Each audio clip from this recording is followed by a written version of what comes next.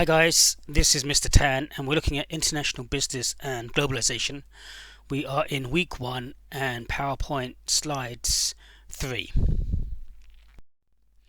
The learning objectives of these PowerPoint slides is really to outline the levels of economic integration and its debate, description of integration in Europe and its enlargement, description of integration in the Americas and its prospects, explain and evaluating the importance of economic integration of globalization, and identify and analyze the role of emerging economies in globalization, and summarizing the integration in Asia and elsewhere. So here we're going to be looking at, integration. We're going to be looking at different blocks and how these different blocks have different countries within these different blocks trading with each other, and different tariff barriers, and how we now get regional kind of disparities between different blocks kind of negotiating with other blocks in the world. If we look at the Nestle global recipe, Nestle is the world's largest food company, earning only 2% of its sales in its own home in Switzerland, and the rest of its sales from other countries worldwide. Food and dietary nutrition and tradition is integral to everyday's culture, fabrics, and society. So Nestle expands abroad, but when it expands abroad, it monitors consumers' changing attitudes to their needs, dietary controls, and so on and so forth, which again results with greater regional integration in terms of the needs of their target audiences from those different countries. When Nestle and Coca-Cola, for example, announced a joint venture to develop coffee and tea drinks, they first had to show the EU, the European Union Commission, that they would not stifle the competition, and they had to abide by the EU environmental protection laws. Nestle works with the European governments to develop and manage waste recovery programs. So we can see here that with the different integration of different working with different blocks like the EU, then these companies would have to work within that political and situation environment. So what is regional economic integration? Why the move forward? Regional economic integration is generally seen as a good thing. Some observers worry that it will lead to a world in which regional trade blocks compete against each other, and we can see this today with the EU competing against the US bloc, and so on and so forth. In this possible future scenario, free trade will exist within each bloc, but each bloc will protect its market from outside competition with higher tariffs, and we can see that today. The scepter of the EU and NAFTA, turning into an economic fortress that shuts out foreign producers with high tariff barriers, is worrisome to some who believe in unrestricted free trade. But the thing is, if the EU doesn't protect itself, and you've got all these other blocks emerging from developing countries, emerging countries, and different blocks around the world, then what is one to do? Unless there's a free trade globally with everyone, then there's going to be unfair competition and unfair trade for specific companies. So we can see and understand the reasons why different blocks do protect themselves. We can see with the opening case for the tomato wars with the Mexican government and the US government, and with the Florida producers of tomatoes. We can see how NAFTA allowed lower priced tomatoes into the United States. When the Commerce Department was going to scrap the minimum price per pound rule. Several prominent agricultural growers protested because of the amount of businesses they do with Mexico.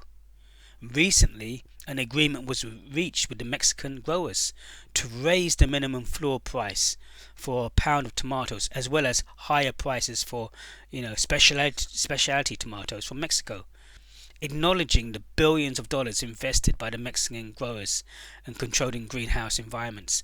So you have to look at how much business is being brought in from other countries and other growers. when we look at the levels of integration and its debate, we can see in here that there are different levels of integration, with at the heart of it the political union being, the greatest integration, economic union, the EU being outside, and then the common market, customs union, and then free trade area. The process whereby countries in a geographic region cooperate to eliminate barriers to the international flow of products, people, and capital, called regional economic integration. A group of nations in a geographic region undergoing economic integration is called a regional trading bloc. Nations have kind of banded together to reap the potential gains of international trade in a variety of ways. So in this figure it shows 5 potential levels or degrees of economic and political integration. For regional trading blocks, a free trade area is the lowest extent of national integration. Political union is the greatest. Each level of integration incorporates the properties of those levels that it actually precedes. So level economic. So we've got the free trade area. Free trade area encompasses economic integration whereby countries seek to remove all barriers to trade among themselves, but where each country determines its own barriers against non-members. A free trade area is the lowest level of economic integration that is possible between two or more countries.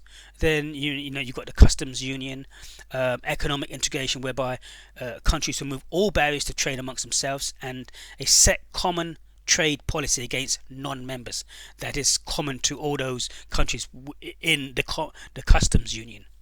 And then you have the common market economic integration whereby countries remove all barriers to trade and to the movement of labour and capital among themselves, and then they also set a common trade policy against non-members. And then we have the economic union integration whereby countries remove barriers to trade and the movement of labour and capital among members, set a common trade policy agreement regarding non-members that everyone in this group actually complies with, and coordinates their economic policies. And then we have the political union, whereby this encompasses economic and political integration whereby countries coordinate aspects of their economic and their political systems within this area. And what about the case for regional integration? When we look at the case, we have trade creation, greater consensus, political cooperation, employment opportunities, and cooperative savings. When we're thinking about trade creation, the increase in the level of trading among nations that results from regional economic integration. One result is that trade creation is that consumers and industrial buyers in member nations are faced with a wider selection of goods and services not previously available. Greater consensus, the benefit of trying to eliminate trade barriers in smaller groups of countries, is that it can be easier to gain consensus from fewer members as opposed to trying to gain consensus from 164 countries in a WTO, World Trade Organization. Political cooperation, a group of nations can have significantly greater political weight than other nations has individually. Employment opportunities, regional integration can expand employment opportunities by enabling people to move from one country to another to find work and simply to earn a higher wage. And corporate savings, companies that do business throughout this region could save millions of dollars annually from the removal of import tariffs, under eventual agreement. Multinational corporations could even save money by supplying entire regions from just a few factories rather than having a factory in each nation. The case against regional integration will include trade diversion, shifts in employment, and loss of national sovereignty. Trade diversion can occur after the formation of a trading bloc, because of the low tariff charged amongst member nations, it can result in increased trade with a less efficient producer within that trading bloc, and in a reduced trade with a more efficient non-member producer. But that non-member producer obviously is a non-member, will be paying higher tariffs to enter into that, so it has a disadvantage. But if that non-member is now a member of another bloc, then they gain an advantage elsewhere. Shifts in employment. The formation of a trading bloc promotes efficiency by significantly reducing or eliminating barriers to trade amongst its members. The surviving producer of a particular good or service is likely to be the bloc's most efficient producer. Industries requiring mostly unskilled labour tend to respond to the formation of a trading bloc by shifting production to a low wage nation within that bloc. And then you have loss of sovereignty, which is important to some nations and can be important to the people of that country as well. Even if you take Brexit and you take the UK, and you see one of the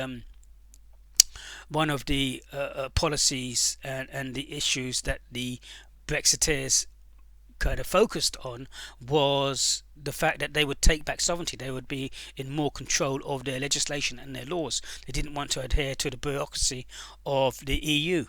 So loss of national sovereignty, successive levels of integration require that nations surrender one or more national sovereignty. A political union requires nations to give up a high degree of sovereignty in foreign policy, which is why political union sometimes is quite hard to achieve.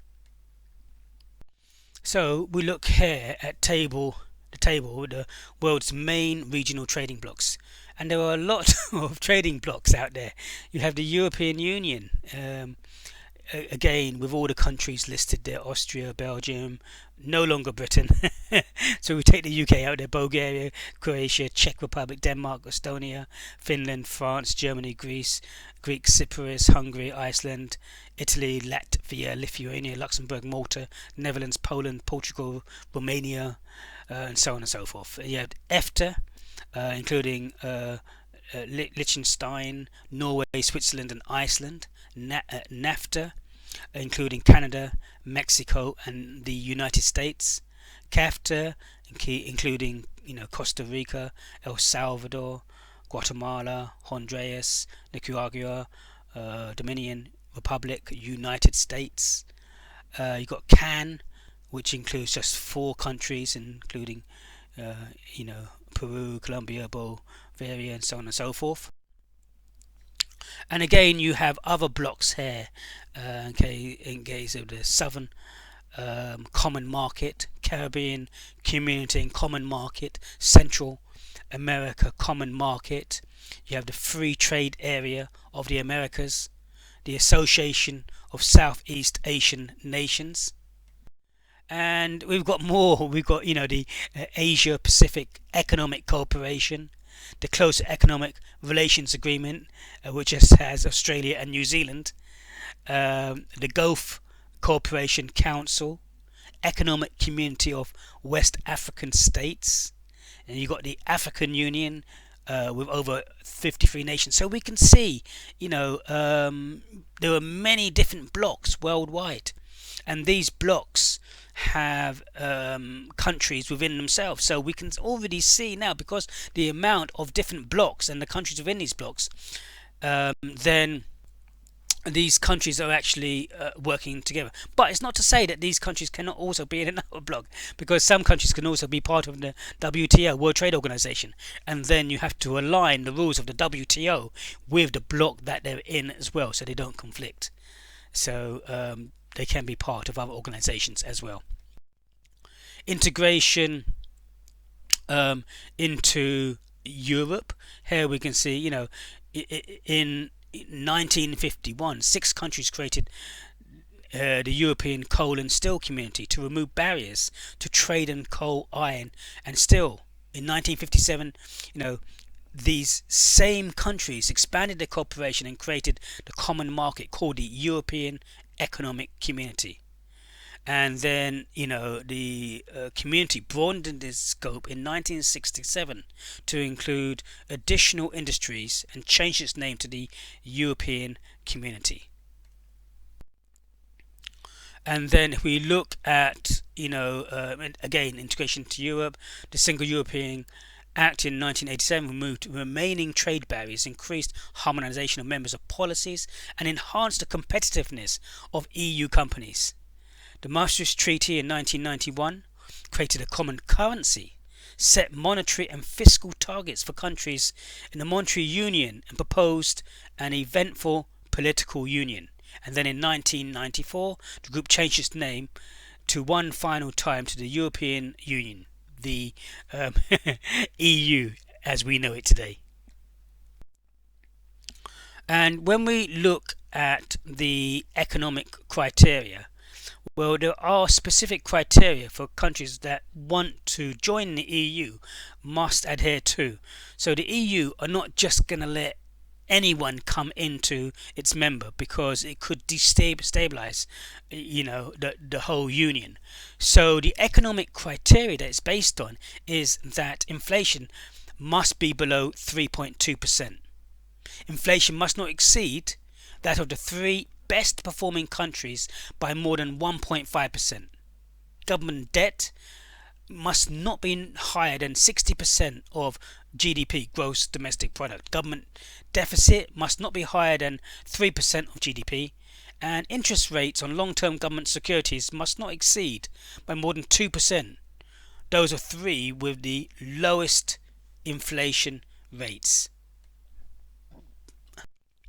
So from the EU members who adopted the single currency, 19 of those EU member states adopted it, including countries like Austria, Belgium, Cyprus, Estonia, Finland, France, Germany, Greece, Iceland, Italy, Latvia, Lithuania, Luxembourg, Malta, Netherlands, Portugal, Slovenia, and Spain. Well, what are the benefits to this? Management implications of the euro move to a single currency influences the activities of companies within the EU. First, the euro removes financial obstacles created by the use of, multiple currencies. So you don't have to have charges for transferring, or buying one currency to another and looking at the exchange rates. You don't have currency fluctuations. And also it makes the euro prices among markets more transparent, making it difficult to charge different prices in adjoining markets, so we can see just one rate. But there have been problems for the euro as well, and like the UK has prospered outside of, and countries that have prospered outside of being part of the single currency when the UK was in the EU. So, integration of the European Union, Copenhagen criteria, stable institutions, functioning market economy, assumes membership obligations, and adopt rules of the community. One of the most historic events across Europe in recent memory was the EU, enlargement that added 12 more members in 2007. Croatia was the most recent country to join in 2013. Albania, Montenegro, Serbia, and the late Yugoslavia Republic of Macedonia, and Turkey remains a candidate for the EU membership and are to become members after they meet the criteria demands as laid down by the EU and that we talked about before. So the so-called Copenhagen criteria require each country to demonstrate that it has, stable institutions which guarantee democracy, the rule of law, human rights, and respect and protection of minorities. Number two, it has a functioning market economy capable of coping with competitive pressures and market forces within the EU. 3, is able to assume the obligations of membership, including adherence to the aims of economic, monetary, and political union. And 4, has the ability to adopt the rules or regulations of the community by ruling of the European Court of Justice and treaties, and that they actually adhere to it as well. So when we look at the structure of the EU, we can see various elements. These elements include the European Parliament that debates and amends legislation proposed by the European Commission. We have the Council of the EU.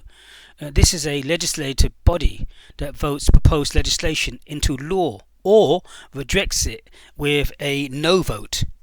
You have the European Commission, which is the executive body, comprised of one commissioner from each member country that can draft legislation.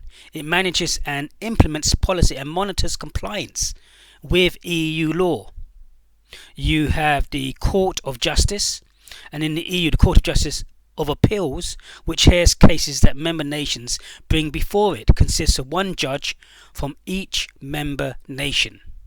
And then you have the Court of Auditors, audits the EU accounts and implements its budget. So when we look at European Free Trade, EFTA, we are talking about, fear, the loss of national sovereignty, fear, destructive rivalry, desired free trade gains, and cooperates with the EU.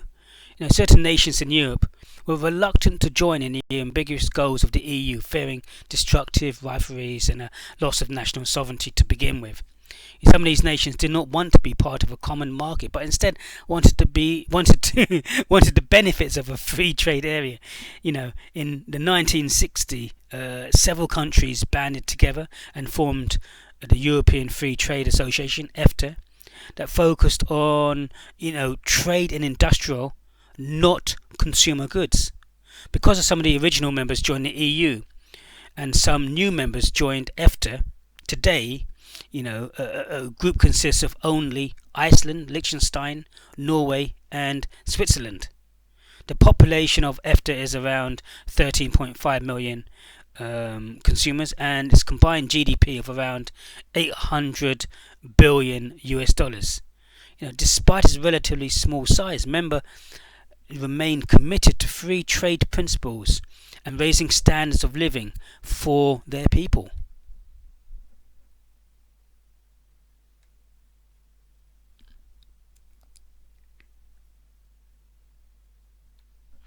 And EFTA and the EU created the European Economic Area, the EEA, to cooperate on matters such as the free movement of goods, persons, services and capital among member nations.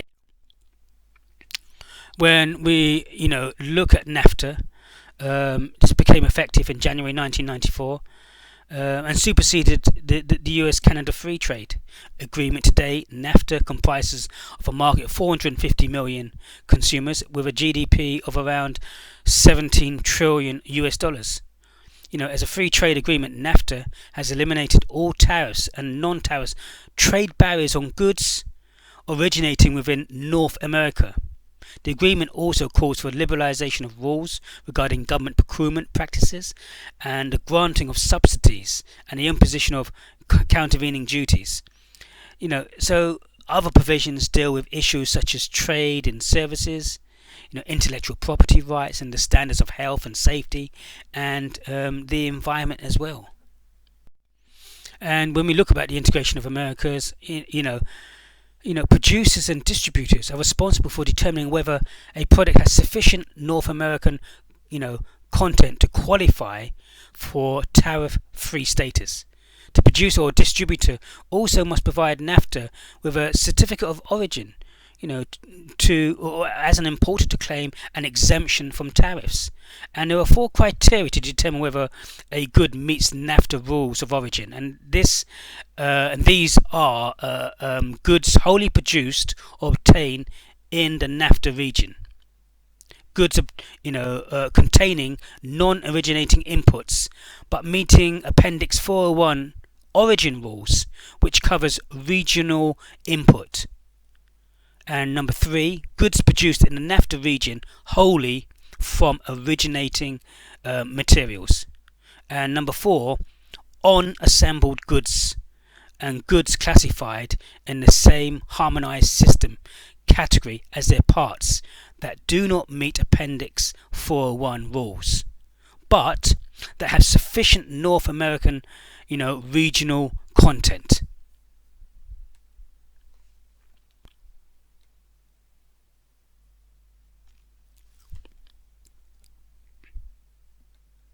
So, since NAFTA came into effect, trade amongst the three participating nations has increased, greatly, with the greatest gains occurring between Mexico and the United States. The agreement effect on employment and wages is not as easy to determine. Opponents claim that NAFTA has damaged the environment, particularly along the United States and the Mexican border.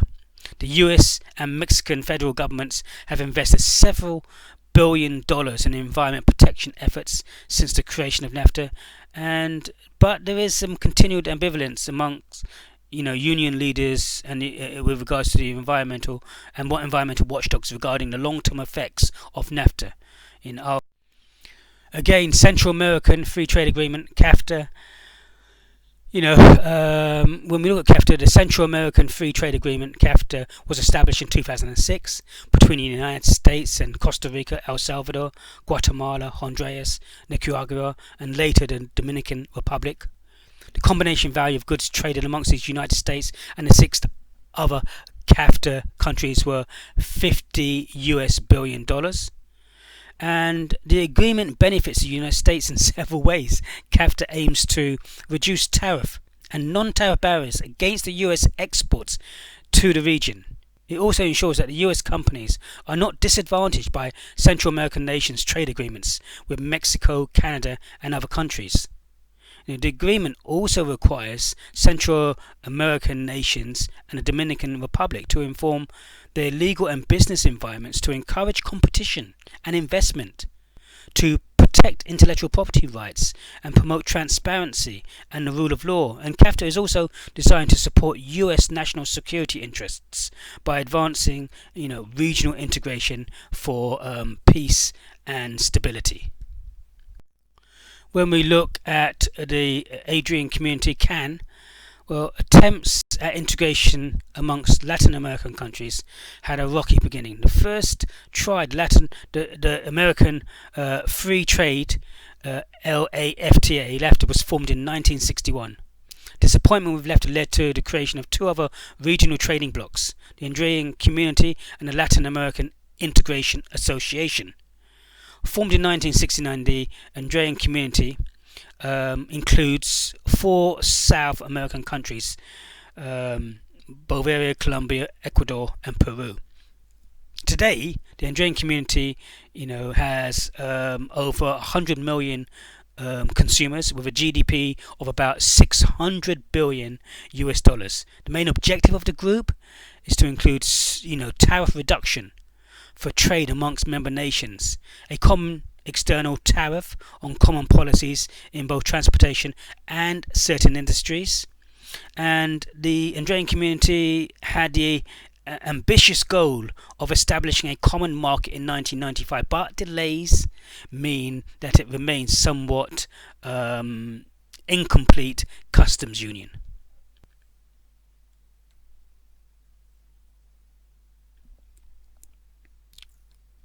And several factors hamper progress.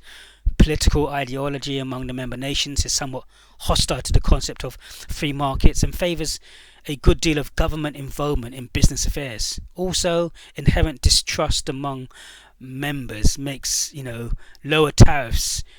So when we look at the Southern Common Market, MERCOSUR, well, the Southern Common Market, was established in 1988 between Argentina and Brazil, but expanded to include Paraguay and Uruguay in 1991, and then Venezuela in 2006. Associate members, have been granted observer status in the bloc, and today, the Southern Common Market kind of like acts as a customs union and boasts a market of more than 290 million consumers with a GDP of around 4 trillion US dollars. In its first year of existence, were very successful with trade among members growing or nearly fourfold. When we look at this Southern Common Market, it's progressing in terms of on-trade and investment liberalization and is emerging as the most powerful trading bloc in all of Latin America. So Latin America's largest common base and its potential as a low-cost production platform for worldwide export appeal to both the European Union and also to the United States. So when we look now at the Central America and the Caribbean, well, we've got Caribbean Community and Common Market and the Central American Community Market. Attempts at economic integration in Central America countries throughout the Caribbean basin have been much more modest than efforts elsewhere in the Americas. Caribbean Community and the Common Market was formed in 1973 with 15 full members, 5 associate members and 8 observers active. So as a whole, CAR-ICOM has a combined GDP of about 30 billion US dollars with 16 million consumers, which is a lot of, not too much in comparison to elsewhere. The main difficulty we'll continue to face is that most members trade more with the non-members than they do with each other, simply because members do not have the imports that each other need. And when we look at the Central American Common Market,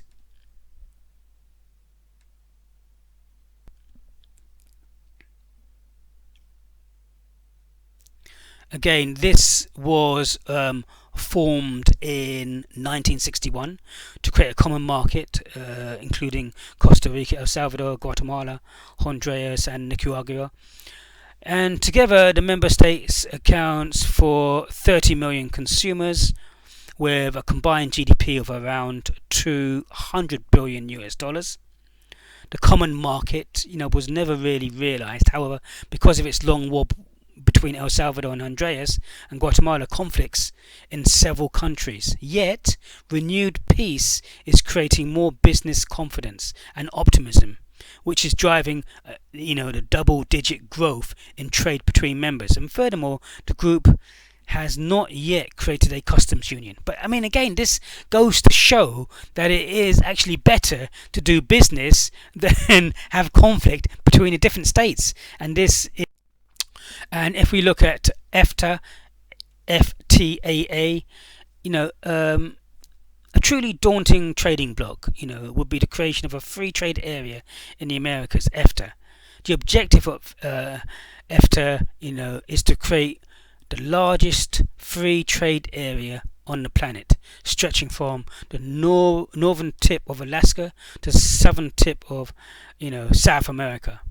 AfTA would comprise of 34 nations, 830 million consumers, with Cuba being the only Western Hemisphere, nation excluded from participating.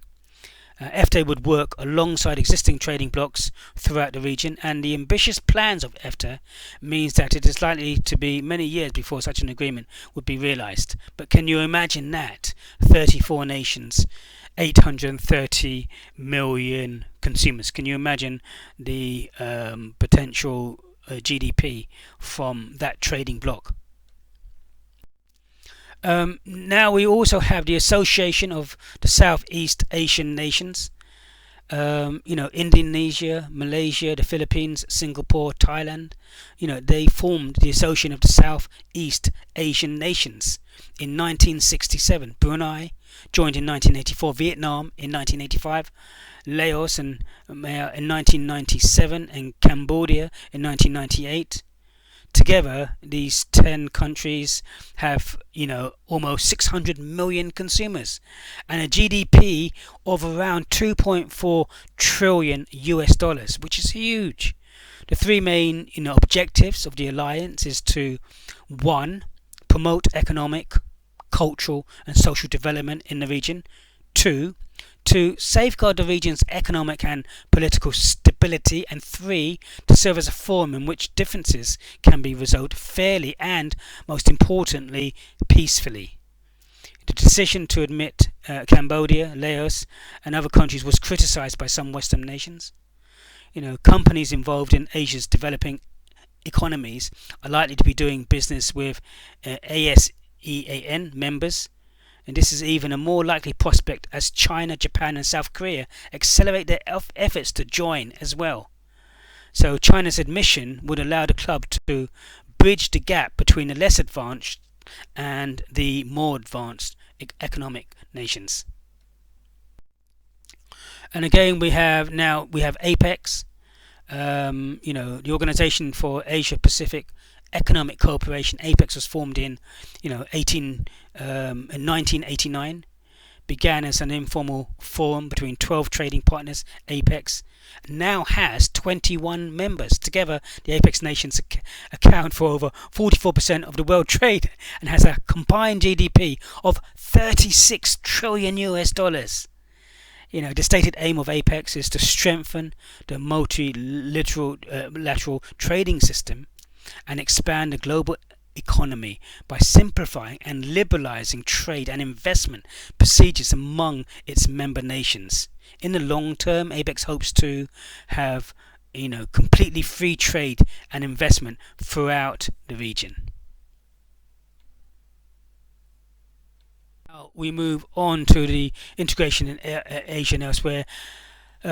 CER, closer economic relations. Australia and New Zealand created a free trade agreement in 1966 and formed the Closer Economic Relations CER agreement in 1983 to further advance free trade and integrate the two economies.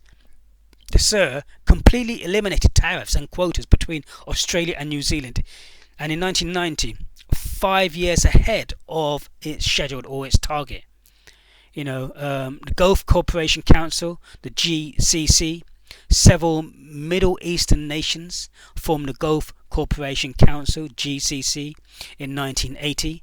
Members of the GCC, Bahrain, Kuwait, Oman, Qatar, Saudi Arabia, and United Arab Emirates, evolved to become as much a political entity as an economic one. Its cooperative thrust, allows citizens of member countries to travel freely in the GCC without visas. It also permits citizens of one member state nation to own land or property and businesses in any other member nation without the need for local sponsors or partners.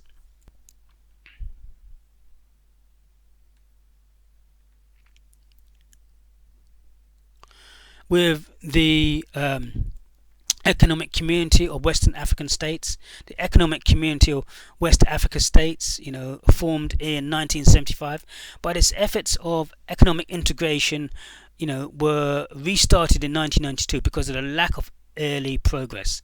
The most important goals included the formation of a customs union, and an eventual common market and a monetary union. Progress on the market integration has been non-existent. And then we have the AU, the African Union. And the African Union is a group of 55 nations of the African continent joined forces in 2002 to create the African Union. Its ambitious goals are to promote peace, security, and stability across Africa and to accelerate economic and political integration while adhering to, problems compounded by globalization. So to address those problems and to look at all these, so we can see that there are a wide number of different blocks throughout the planet, and the different blocks will have different trade agreements, different rules and regulations, different entry requirements for members, non-members, observers, and so when you're thinking about all of these, you need to actually think about all these integrations of these different blocks and what blocks you want to be part of or not, and if your country can actually be part of that, or if you're going into a different block, will you actually have to pay additional tariffs to enter into that country who would be part of a specific block following their own rules and regulations. So we can see when going international is not as easy as it sounds in terms of determining, the world is not such a free place and doing anything that you want to do anywhere that you want. It does consider a great deal of analytical determination to decide, where you want to go, all the rules and regulations, and the pros and cons of all these different blocks and which block you actually want to go into. So thank you today from Mr. Tan.